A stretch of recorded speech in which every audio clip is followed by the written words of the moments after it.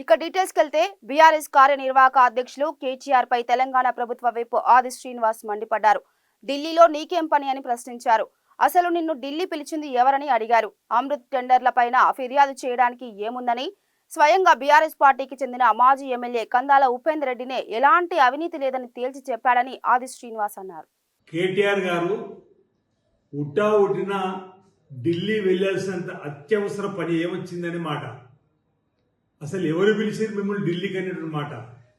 అమృత్ పైన ఫిర్యాదు చేయడానికి పోతుందని చెప్పినటువంటి ఏదైతే మీరు పనికి మాలిన మాటలు మాట్లాడుతున్నారో, ఇప్పటికే 8,888 కోట్ల అవినీతి జరిగిందని మీరు అసలు ఈ 88 ఈ 4 అంకె ఎక్కడి నుంచి వచ్చిందంటే ఇప్పటివరకు సమాధానం మీ నుంచి రాలే.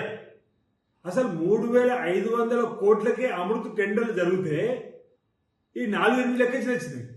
8,888 కోట్లు లెక్కించి వచ్చిందని చెప్పని అడిగితే సమాధానం చెప్పకపోతే లీగల్ నోటీసులు కూడా ఇప్పించుకున్నటువంటి ఘనత నీది.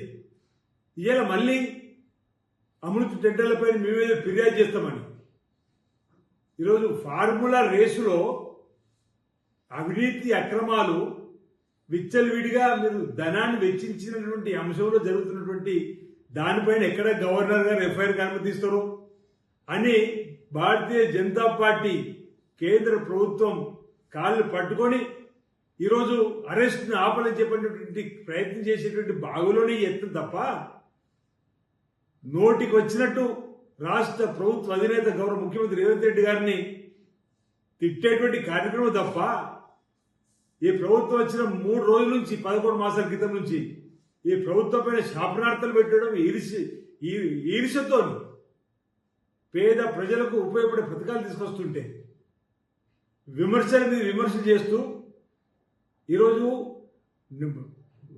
మాటికి ప్రజా ఉపయోగపడం చేసేటువంటి ప్రభుత్వాన్ని తిట్టడమే తప్ప మరో సోయిలేని మరో పని లేనటువంటి సందర్భంలో ఈరోజు తప్పనిసరిగా చట్టం తన పని తను చేసుకొని పోతుంది.